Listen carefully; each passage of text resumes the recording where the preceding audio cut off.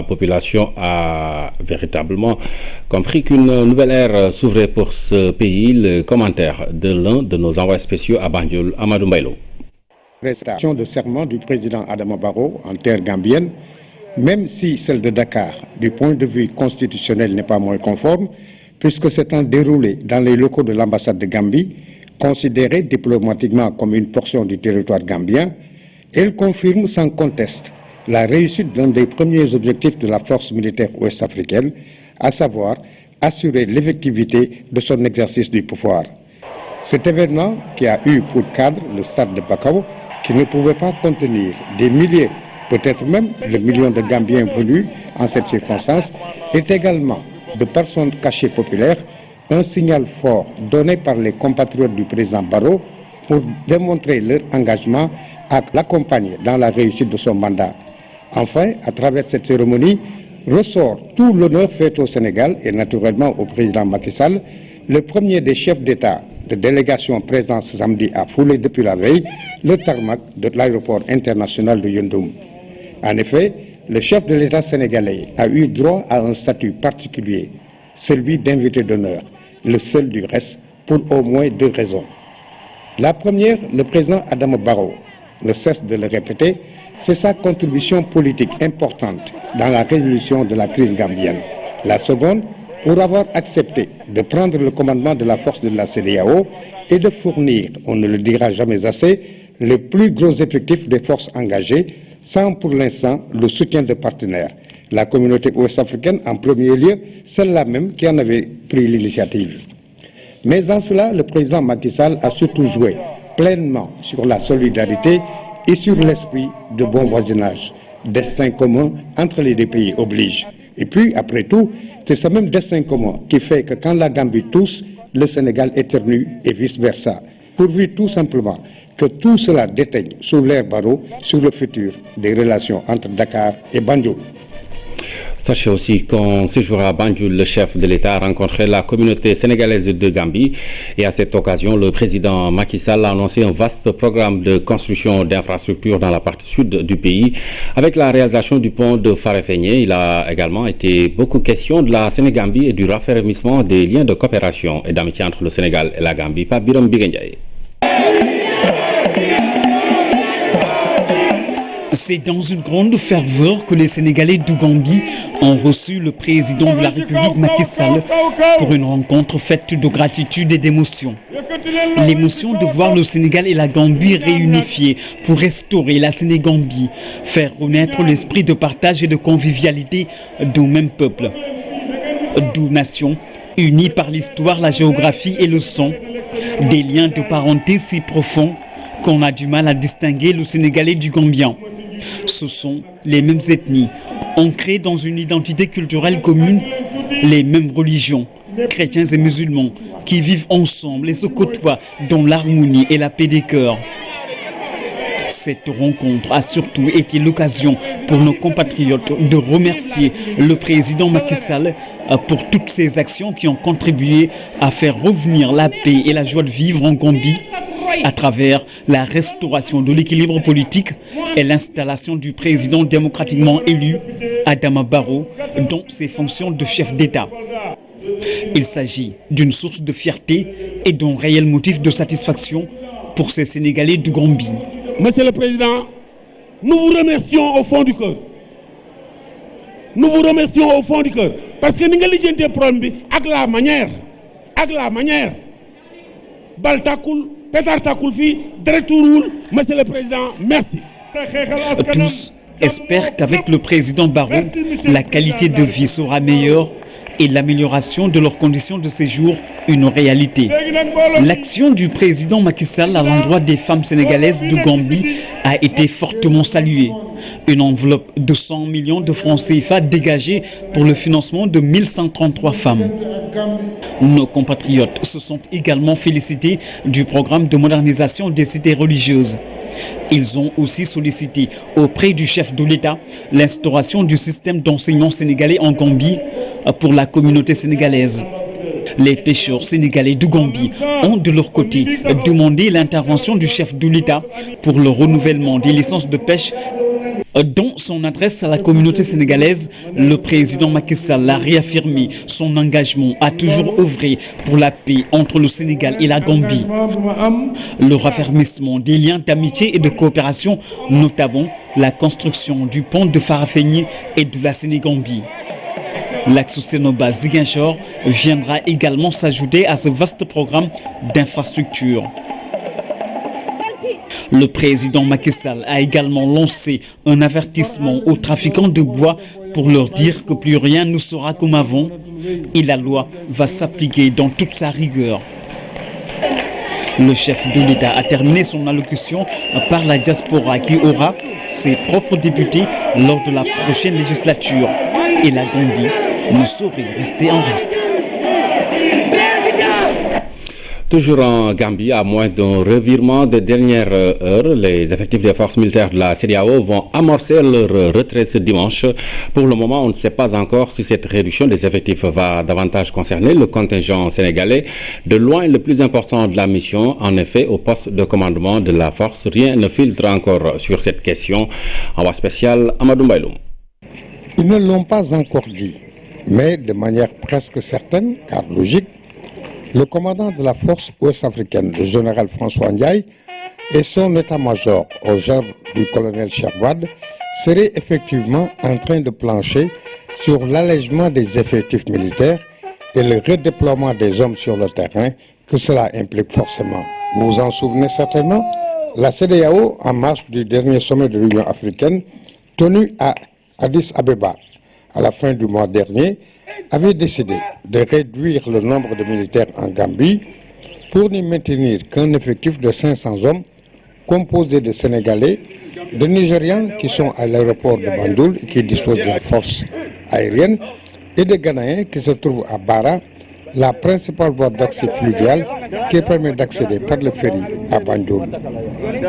Ce désengagement graduel des forces terrestres se fera après le départ des composantes aériennes et navales du Nigeria, à partir du 19 février, soit au lendemain de la fête nationale gambienne, prévue ce samedi, soit également 2 jours avant la mise en place du nouveau format de la force ouest-africaine, dont le mandat ne changera pas sur la durée de 3 mois, et qui est d'assurer la sécurité du président Adama Barrow, des membres du gouvernement et des institutions, enfin, de faciliter l'établissement de la confiance entre les nouvelles autorités et les forces de défense et de sécurité gambiennes, afin, je cite les termes du communiqué sorti à cet effet par la MECEJA il y a quelques jours, que celles-ci assument leur mission régalienne.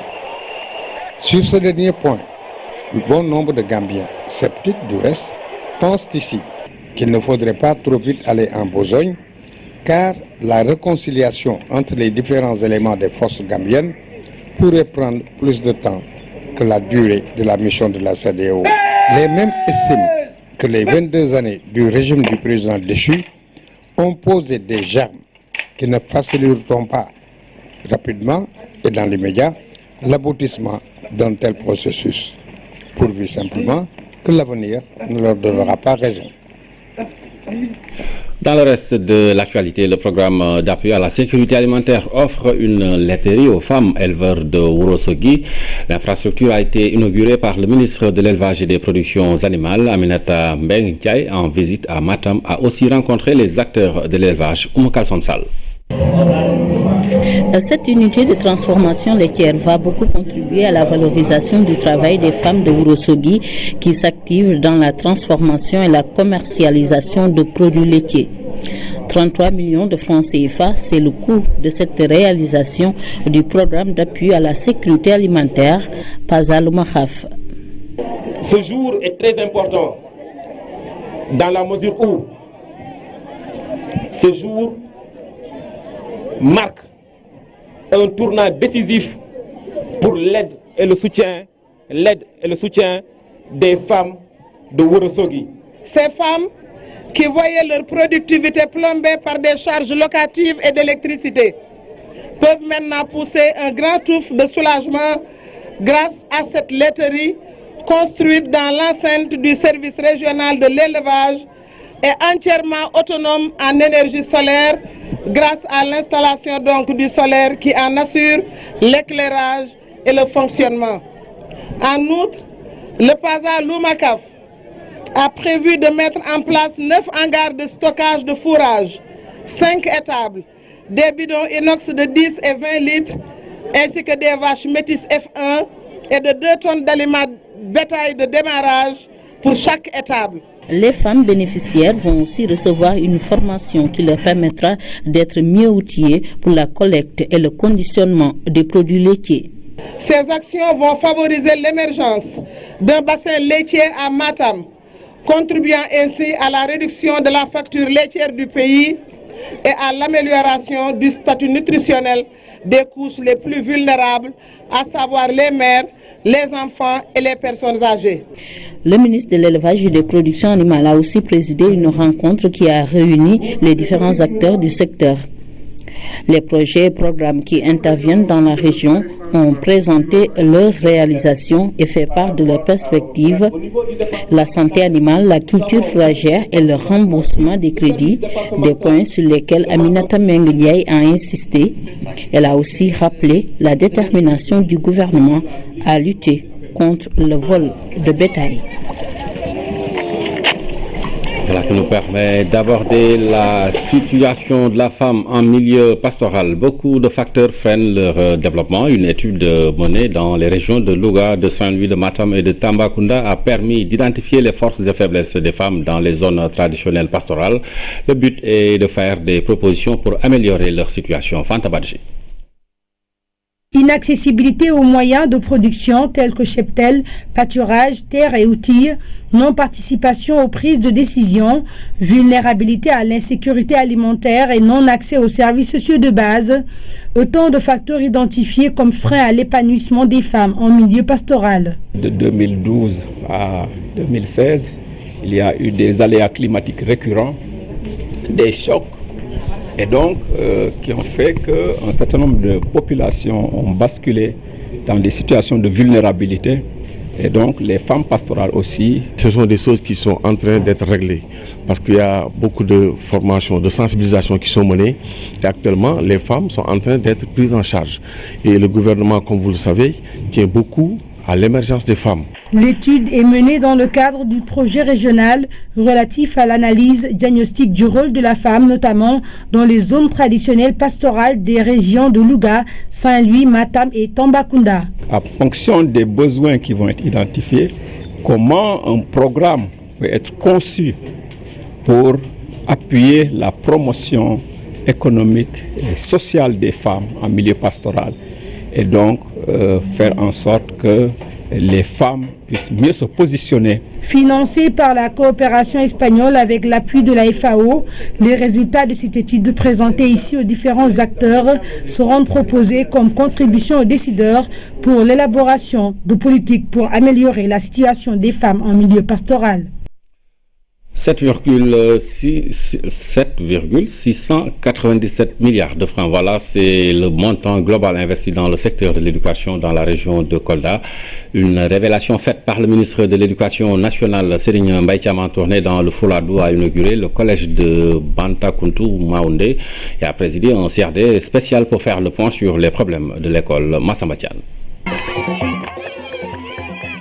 Bantakountou Maoundé dans la commune de Médina El Hadj à 15 km de Kolda. Ce matin, tous les chemins mènent vers le collège du village. Ce joyau que les autorités inaugurent est le fruit du partenariat entre le gouvernement du Sénégal et les États-Unis d'Amérique dans le cadre du programme Matching. Coût global de l'investissement, 60 millions de francs CFA. Tout le collège était totalement en abri provisoire.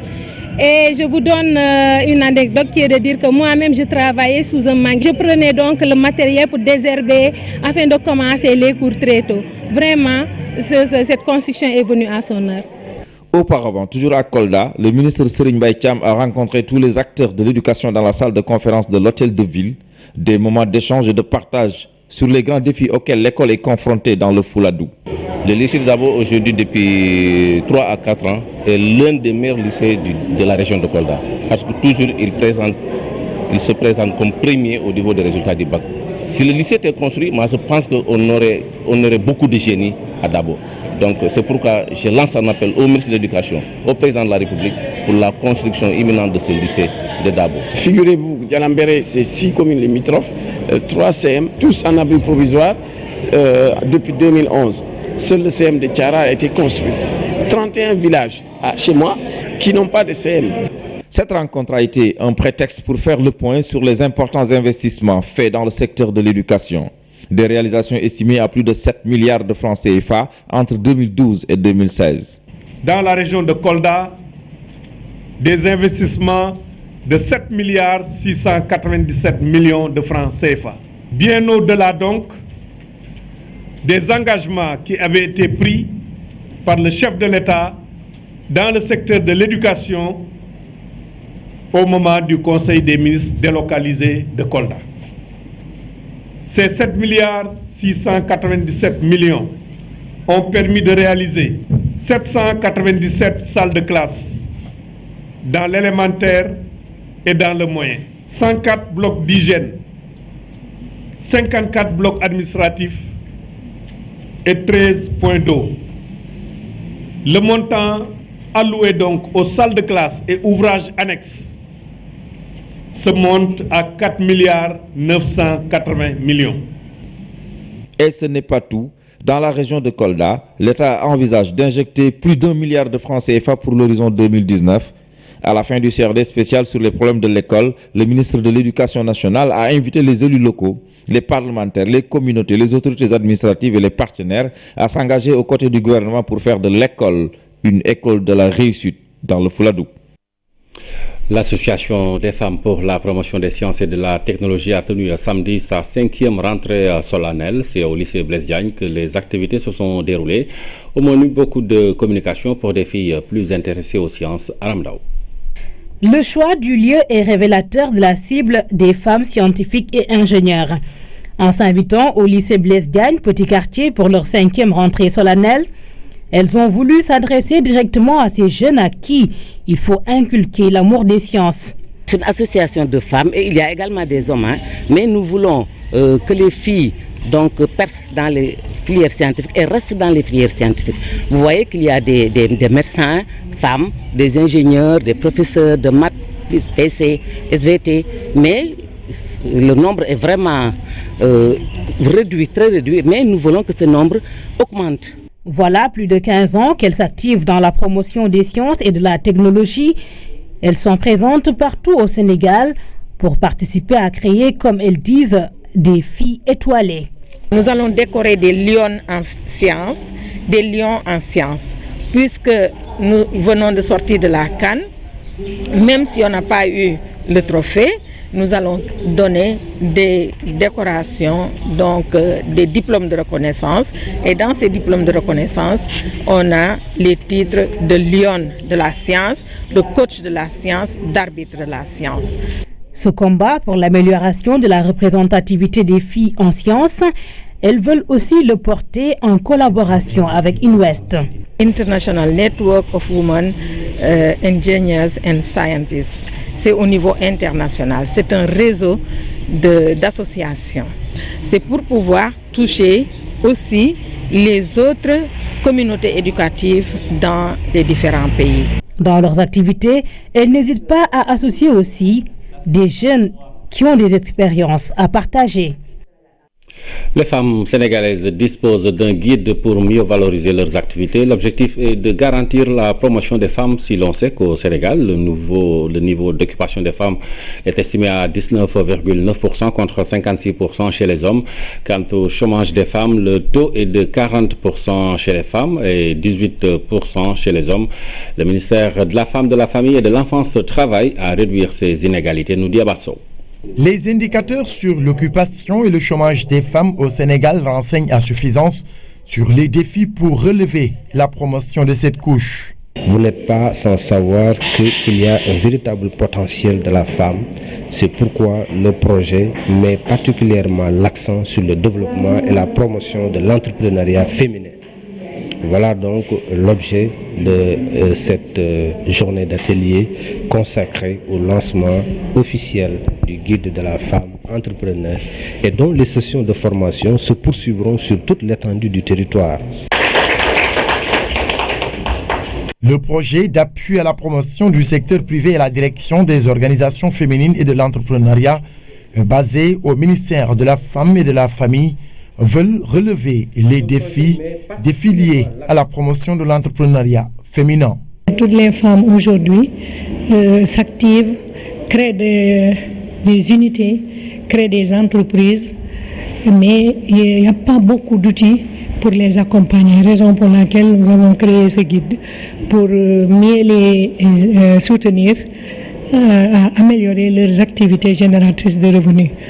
La valeur d'un guide réside certainement dans sa capacité à accompagner l'acteur dans ses interrogations et susciter des questions auxquelles il n'aurait pas pensé initialement.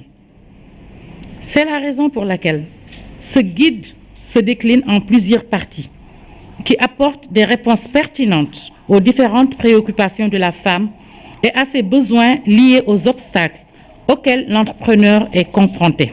Le guide qui vient d'être lancé va permettre aux femmes de mieux être outillées afin qu'elles puissent jouer véritablement leur rôle pour une croissance durable et soutenue basée sur un secteur privé dynamique. Grâce à la coopération japonaise, le Sénégal va bénéficier d'un deuxième projet de renforcement du système de santé. Le premier, qui s'est achevé en 2014, a été mis en œuvre dans les régions de Tambacounda et de Kédougou. De bons résultats ont été enregistrés en matière d'amélioration de la gestion de la qualité des équipements. Le PARS 2 va durer 5 ans et concernera cette fois-ci l'ensemble du pays. Omar Diaw. De 2011 à 2014, le Sénégal a mis en œuvre, grâce au soutien de la coopération nippone, à travers la JICA, le projet d'appui au renforcement du système de santé. Les régions d'intervention ont été Tambacounda et Kédougou. Le ministre a sollicité et obtenu du gouvernement japonais que le projet soit non seulement reconduit, mais élargi à tout le pays. C'est un projet donc qui va consister un peu à améliorer nos capacités de gestion de nos structures. Dans les zones d'intervention du projet, des formations théoriques et pratiques ont été faites à l'intention des personnels de santé, des guides et des manuels produits. Certaines infrastructures ont aussi reçu des dotations en matériel. Nous avons constaté au finish que vraiment, il y a eu un input très important que nous avons enregistré avec eux, notamment au niveau de la gestion de la qualité des infrastructures, même des ressources humaines. Le PARS 2 couvre la période 2016-2021 et se divise en 3 phases. L'objectif est d'élargir le champ d'action avec une particularité. Il y aura une introduction d'un financement basé sur les résultats dans une région qui va être choisie très prochainement. La JICA, partenaire important du Sénégal dans le domaine de la santé, œuvre à l'amélioration des conditions de vie des populations déshéritées. L'accent est mis sur le management et les ressources humaines et la santé au profit surtout des personnes vulnérables. Le renforcement du système de santé est la direction vers laquelle tous les bailleurs regardent. Sans un système très fort, tout ce que nous faisons ne sera pas du tout durable. Le PARS 2 va s'achever en octobre 2021. Il s'agit d'un des grands projets portés par la coopération japonaise au Sénégal. Pour rappel, l'année dernière, le Japon avait signé un accord de prêt de 40 milliards de francs CFA pour la CMU. Le cinquantenaire de la mort de Demba Diop a été célébré au lycée Demba Diop de Mbour. L'initiative est née d'anciens élèves qui veulent faire de cet établissement un lycée moderne et de référence. Cependant, les bâtiments de ce lieu du savoir sont d'une vétusté remarquable. Le lycée souffre d'un manque de matériel et d'infrastructures adaptées. La cérémonie officielle a été présidée par le directeur de cabinet du chef de l'État qui a fait un don d'ordinateur pour soulager la structure. Jeanne Dior. La mémoire de Demba Diop est honorée. L'association Nouvelle Vision, initiatrice de cette première édition, a réuni toutes les forces vives du département de Mbour pour le cinquantenaire. Le parcours, la vie et le legs de l'ancien surveillant général de cet établissement, jadis école normale, ont été revisités. Que reste-t-il de Demba Diop, ou plutôt du lycée qui porte son nom? Quelques 4 ou 3 machines seulement pour Demba Diop, 4000 élèves, plus de 150 professeurs. Nous avons la salle des profs qui est vraiment dans un état très délabré. Pas d'équipement approprié, ils n'ont pas de machines pour faire des recherches eux-mêmes, ni pour gérer Planète, qui est un logiciel de l'éducation nationale. Entre l'école sénégalaise et l'armée où il a servi en passant par sa carrière politique, celui qui fut entre 1960 et 1967 député et ministre est plus qu'un exemple pour ses milliers d'élèves. Demba Diop est la référence par excellence. Demba Diop est une référence, une idole pour nous les élèves du lycée et peut-être même pour tous les élèves du Sénégal. Toutefois, nous ne saurions terminer nos propos sans saluer l'effort fourni par la nouvelle administration du lycée pour ses initiatives et projets. Mais nous pensons qu'il reste beaucoup à faire. Et c'est sur cette lancée que nous lançons un appel aux bonnes volontés afin de disposer d'une salle informatique bien équipée pour renforcer nos recherches, de nouvelles salles de classe pour combler le déficit horaire, un renouvellement de la bibliothèque qui meurt de sa belle mort. La motivation de ces élèves nécessite un accompagnement. Le renforcement en équipement et matériel éducatif est indispensable.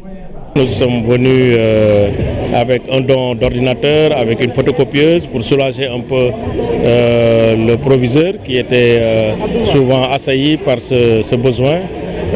Mais je pense que ça, c'est une goutte d'eau dans la mer. Il y a beaucoup de choses à faire ici. J'ai rappelé quand même tous les efforts qui ont été faits par Monsieur le Président de la République dans le cadre du secteur éducatif, des investissements importants pour la reconstruction des blocs scientifiques et techniques. En plus de la cérémonie officielle, un panel, un récital de Coran, un don de sang, entre autres activités, ont été organisées pour marquer cette première édition. Un mémorial qui coïncide avec le cinquantenaire de la mort de Demba Diop. L'homme n'a vécu que 40 ans, malgré son riche parcours. Le développement du numérique est fatal à certains secteurs. Pour la photo, par exemple, on ne trouve plus beaucoup d'albums dont les familles, les parents en gardent encore, mais c'est devenu moins fréquent chez les jeunes. Ils préfèrent stocker leurs photos dans leur téléphone portable ou tablette. Ramatadem. Les photos étaient souvent confinées dans un ou plusieurs albums photos, des photos qui racontent chacune une histoire.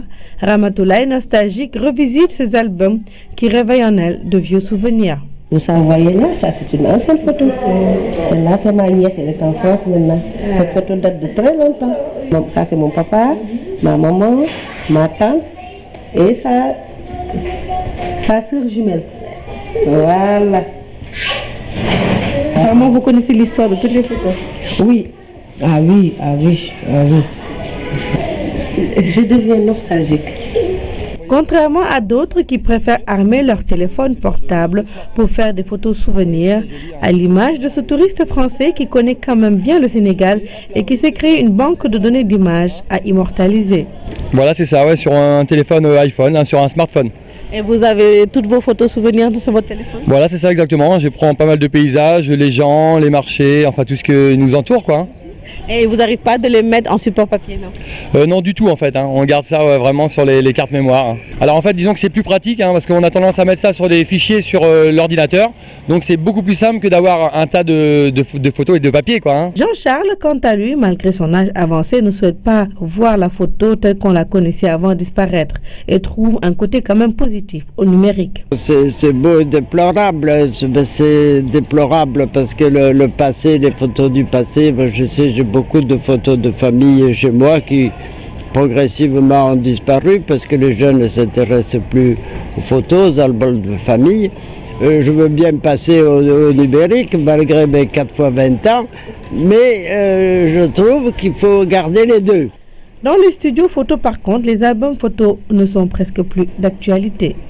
Les albums peuvent rester ici pendant une durée de 2 mois, voire de 1 à 2 mois. Donc ça se vend petit à petit. Parce que peut-être ceux qui les achètent, ce sont ceux qui font des reportages pour les baptêmes, ou bien ceux qui font des reportages pour les mariages. Peut-être il y a des événements aussi grandioses que vraiment certains veulent des albums pour immortaliser l'événement. Donc, mais par rapport à la vente des albums, on voit que vraiment ça se fait lentement. Les photos numériques gagnent du terrain, ce qui n'est pas mal. mais elle change quand même la façon de travailler des photographes professionnels. Les gens prennent les appareils photo, filment les mariages ou bien prennent des photos du mariage et l'envoient directement au marié ou bien à la mariée qui se trouve à l'étranger. Donc là, automatiquement, tu as l'événement. Les photos numériques sont de plus en plus utilisées à cause de l'avènement de nouvelles technologies telles que les tablettes et les téléphones portables. Mais les photos sous format papier gardent leur charme par toutes ces émotions, toutes ces histoires qu'elles suscitent. Une richesse à garder jalousement par les nouvelles générations. Voilà, ça c'est mon fils, il est en Angleterre maintenant. Reportage du jour sur les albums photos passés de mode grâce avec plutôt le boom du numérique. 54 artistes représentant chacun un pays africain exposent leurs œuvres à Dakar. Cette exposition itinérante intitulée Lumière d'Afrique est un coup de projecteur sur la problématique de l'accès à l'énergie. Elle est initiée par la Fondation African Artists for Development. Le reportage de Rougui Yatouba. Des artistes africains peignent l'accès à l'énergie. Ils partent des ombres pour mettre en lumière le continent noir. Au-delà de la lumière, c'est l'accès à l'énergie en fait, et c'est un sujet qui est vraiment fondamental. On voit bien que des pays qui sont même très avancés ont des problèmes énergétiques. Je pense au moment où on a des délestages, des coupures, etc. On voit bien que l'accès à l'énergie, c'est vraiment quelque chose d'important, c'est un point fondamental du développement. Pour les artistes, exprimer l'accès à l'énergie et à l'eau coule de source. Cette sculpture est une œuvre d'un artiste du Swaziland qui s'appelle Mduli. Il nous a sculpté un robinet tout en pierre et donc il nous a mis une lampe à la place de là où il devrait y avoir de l'eau. Et en fait son propos c'est de dire que pour lui l'accès à l'énergie, l'électricité, ça devait être aussi simple, aussi accessible que le fait de tourner un robinet et d'avoir de l'eau qui coule. L'exposition Lumière d'Afrique a alors un aspect pédagogique. Le premier objectif de l'exposition pour nous, c'est d'ouvrir l'esprit des élèves. La lumière est tout. C'est vrai que la lumière nous permet de voir, mais on ne peut pas la décrire. Et l'autre chose, notre école s'appelle Iqra ou Aktoub. Donc, lis, apprends. Et la lumière pour nous, ça fait, c'est le savoir. Et des élèves ont tenté de lire les tableaux. J'ai retenu des tableaux, des sculptures, des photographies, le tableau de Sodi. J'ai retenu les 50 pays d'Afrique. J'ai vu les tableaux et j'ai vu les 54 pays. Oui, et j'ai bien regardé les images. Le message des artistes est bien passé, ils ont éclairé la lanterne des visiteurs. La lumière également au 67e Festival international de Berlin, Lumière pour le Sénégal, donc, puisque l'événement s'est achevé avec une bonne nouvelle pour le cinéma sénégalais. Alain Gomis a décroché le grand prix du jury avec son nouveau long métrage Félicité. Le réalisateur franco-sénégalais a séduit le jury avec cette histoire tournée en République démocratique du Congo qui raconte le combat d'une femme pour sauver son fils, compte rendu de Oumindour. Félicité par Alain Gomis. En 2012, Alain Gomis avait déjà séduit la Berlinale avec Tay. 5 ans après, c'est le jury de la 67e édition présidé par le cinéaste néerlandais Paul Verhoeven qui lui décerne son grand prix. Félicité, c'est le portrait d'une chanteuse de cabaret qui doit trouver de l'argent pour l'opération de son fils, victime d'un accident de la circulation.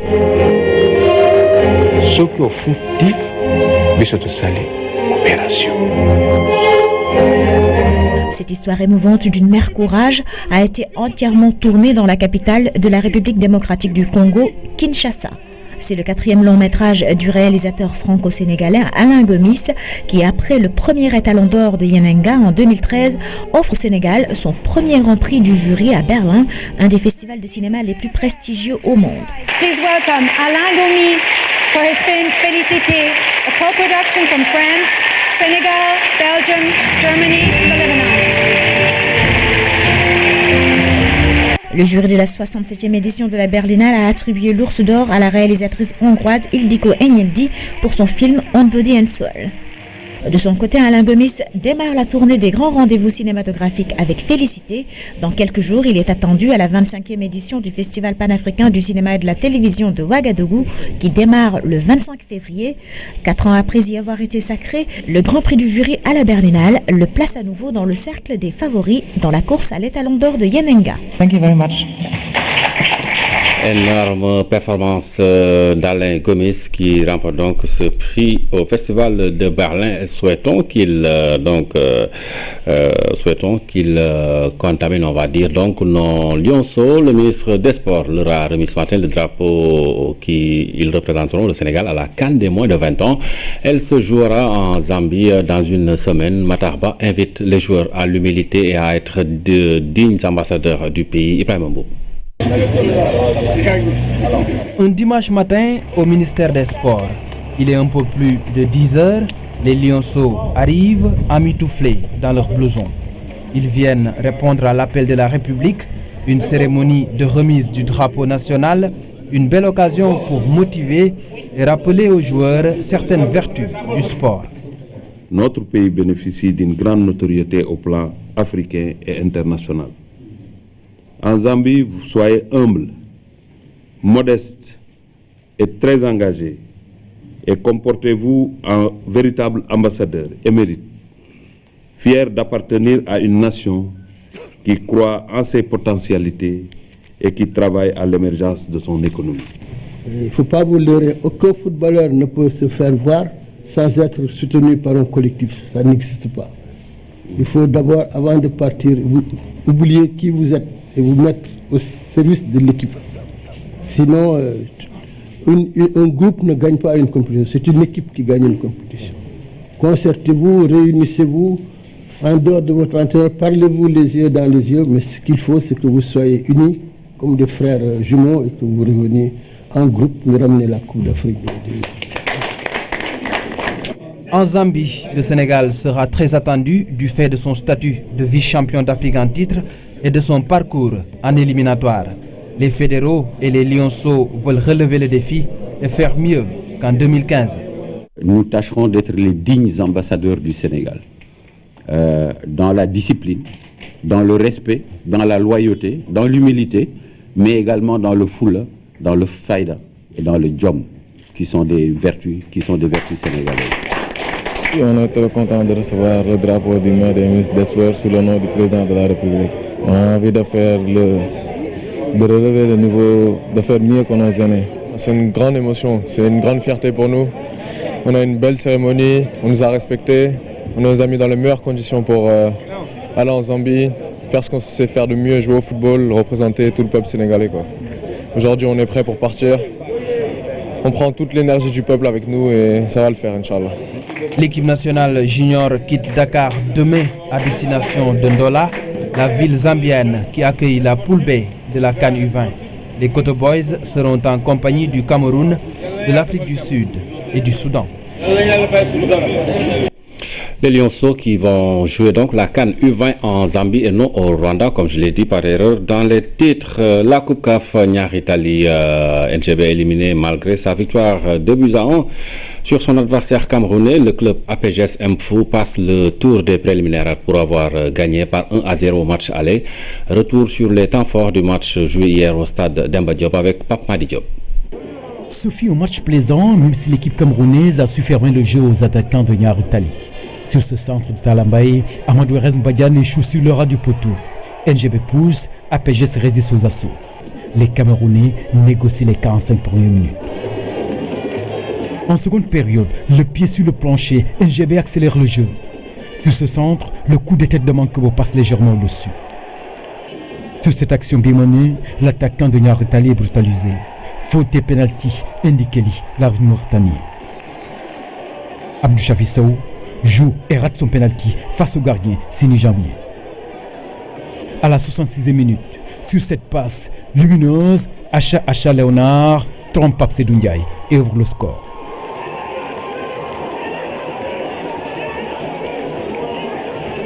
Peu après, encore Acha Léonard. Il a failli doubler la mise sur cette reprise. 71e minute, erreur de la défense camerounaise. Premier but de NGB par Willen Ndiaye. Les Galactiques joue bien. Cette passe en profondeur de Mbadiane. Farah prolonge, Goudiaby concrétise. 2-1, mais le score est insuffisant. NGB éliminé, APGS passe le premier tour des préliminaires de la Coupe CAF 2017. La rubrique découverte s'intéresse ce dimanche à la croix de l'espérance chrétienne de Mont-Roland dans la région de Thiès. Voilà 83 ans qu'elle a été implantée dans cette partie de la capitale du rail. La croix occupe une place importante dans l'histoire des Sérères Ndout de Mont-Roland. C'est dans la rubrique découverte avec Koumba Diakhatemar. Mont-Roland, à la croisée des chemins, cette croix en est une parfaite illustration. Elle est implantée sur la tombe d'un féticheur Ndout, Ndiawar VI,